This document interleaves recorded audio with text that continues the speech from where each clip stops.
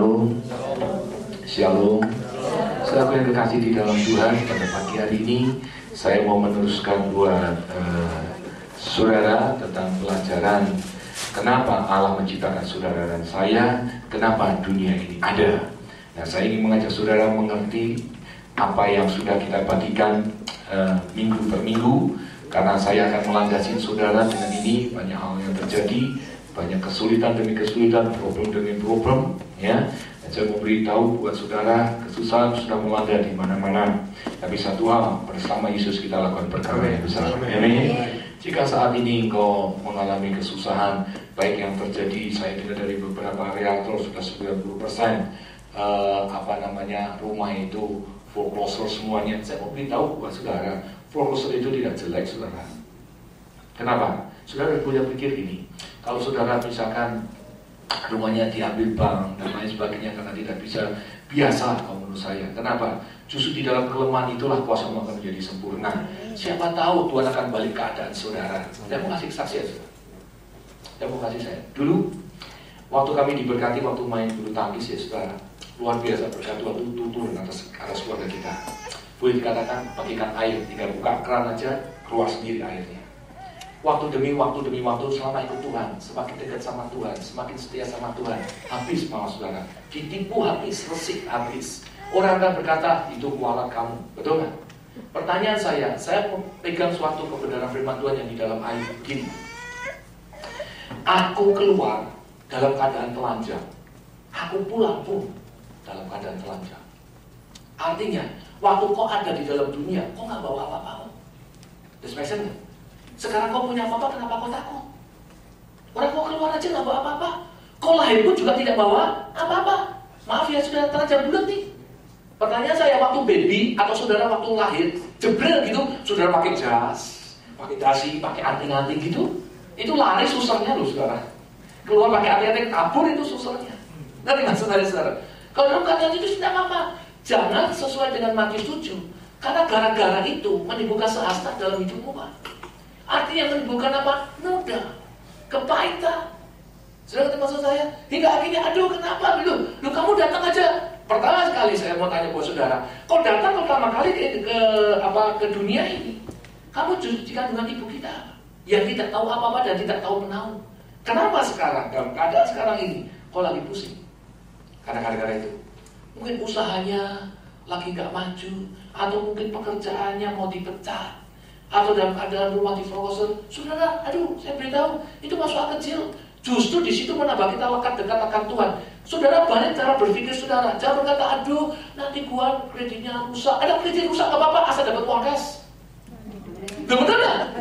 Buat apa? Itu sistem loh. Maaf ya saudara, ini yang akan saya nantinya kalau Tuhan berkenan tahun 2008-2009 nanti saya akan coba kupas. Sistem ini yang disebut antikris itu ada 3. Manusianya, sistemnya, atau pribadinya. Saya ulang nih ya. Sistemnya itu bisa dianggap seperti sistem sekarang. Antikris itu bisa termasuk sistem. Atau kepribadiannya. Orang itu disebut seperti misalkan seperti saudara maunya seseorang yang sosok yang dipuja, diakukan, wah secara luar biasa. Itu juga bisa dianggap antikris. Nah ini akan dibahas sekarang nanti. Tapi nggak sekarang, saya kumpulin datanya. Dia buat apa? Soal sistem. Kalau saudara nama utang, jadi apa? Muka utang.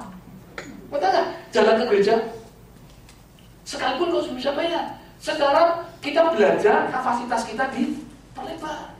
Loh, saudara datang dari dunia itu dalam keadaan telanjang. Loh, sekarang punya apa-apa kok takut? Betul? Saudara juga sama. Dulu saudara tidak punya kredit, sekarang punya kredit, diambil kredit sama bank. Sekarang, no way. Kita harus punya pemikiran yang baik saudara. Aku akan diberikan Tuhan cash. Ngapain gua utang 300, gua punya uang 300 ribu juga sudah cash. Ini ada ya. Saudara jangan sampai menimbulkan hanya gara-gara itu jadi sakit hati, jadi kepahitan, kesel, dongkol. Betul nggak saudara? Saya beritahu saudara hari ini. Don't afraid anything, my friend. Saudara ingat dari mana kau berasal dan mana kau berakhir. Karena Tuhan akan ubah segala-galanya. Saudara harus ingat kalau dalam keadaan lemah, ingat Ayub. Baca Ayub, renungin bolak-balik. Kitab Ayub, kitab yang membuat kita mengerti akan hati Tuhan. Saat kau di atas, tahu Tuhan minta semuanya.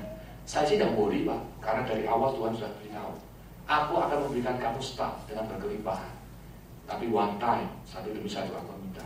Saya bilang, aku keluar telanjang, pulang juga telanjang. Aku tidak worry dengan apa-apa.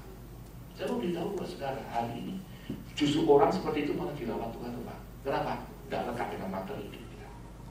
Tidak, kita fokus sama Tuhan. Amin. Justru di dalam kesusahan ini kau semakin hari semakin kuat. Amin. Yang penting kau tidak nolong aja. Betul kan? Duitmu sendiri Tuhan. Kalau saudara misalkan rumahnya diambil, saudara foreclosure, tenang, tidak apa-apa, gua kasih dong. Next time gua punya duit cash, gua gak mau utang. Iya saudara, buat apa utang? Hari ini misalkan saudara, tenang aja. Negara gua lesu tidak apa-apa, sebentar lagi gua dapat 2, lesu 2, daripada rame-rame tetap 1. Pilih mana? Loh, beda mana? 2, 1 cukup saudara. Loh iya, kenapa? Cara berpikir kita ini dibalik. Jangan ngikutin sistemnya dunia. Kalau kau ngikutin sistemnya dunia, kau sakit hati, Pak, kecewa, dan lain macam-macam hal yang negatif yang ada di dalam pikiran kita.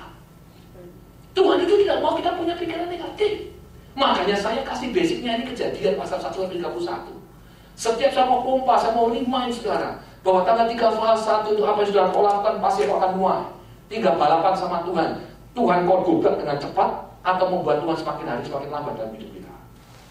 Itu semua ada di tangan kita, Pak. Tidak bisa ini. Kalau saudara ngerti tanggal 31, saya yakin, Pak. Lu sekarang aja orang berkata sekarang aja di San Francisco 3 orang loh, Pak. Hidupnya diangkat Tuhan loh, Pak. Kalau mereka bisa jalan, kenapa kita enggak? Tinggal sekarang cepat-cepatan. Kau bisa dobrak Tuhan semakin cepat Tuhan memberikan berkat dalam hidupmu, atau semakin Tuhan membuat lambat memberikan berkat dalam hidupmu. Dia di sini. Kalau saudara ingin mempercepat hidupmu diberkati Tuhan, ini waktunya. Jangan pernah kalah dengan situasi. Gak apa-apa, happy aja. Orang kau datang juga gak punya, dari pertama kali datang siapa yang langsung punya kredit? Karena pertama kali datang. Tidak ada kan? Ngapain pusing amat? Pak, saya sudah rintis, Tuhan aja juga udah rintis kau dari awal, tapi kau buat dosa lagi. Betul gak saudara? Tuhan rintis dari kandungan sampai besar, terus apa? Nyesel gua kasih hidupku mati, gitu? Kan enggak. Tapi Tuhan berkata, it's okay nah. Bertobatlah, kerajaan masuk, bertobat lagi. Power, Pak. Itulah dunia. Dunia itu dibuat kutuk. Ingat ya, 3 hal yang dikutuk oleh Tuhan, 4 kalau nggak salah. Manusia, tanah, binatang. Itu yang dikutuk sama Tuhan. 3, bukan 3. Tanah, dunia, tanah, manusia, binatang. Itu 3 yang dikutuk. Tapi satu-satunya yang tidak pernah dikutuk apa? Blood, Jesus Christ. Makanya waktu kita minta, itu tak butuh apa. Allah bisa memberkati segala sesuatu secara luar biasa. Amin. Makanya hari ini saya ingin memberikan basic kepada saudara dari hari ke hari supaya kau kuat menghadapi masalah ini. Amin. Sebelum tahun 2008 datang, sudah saya kasih tahu 4 bulan sebelumnya bahwa masuk di tahun 2008 tahun yang sulit. Makanya kita penuhi kita dengan firman Tuhan. Makanya saya ajak saudara datang hari Rabu. Hari Rabu di Senai waktu saya. Sungguh saudara. Saya pernah bilang sama beberapa jemaat. Orang kalau kerja, kalau frekuensinya sedikit, upahnya banyak. Sedikit. Betul nggak saudara? Kalau saudara kerja, hourmu sedikit, upahnya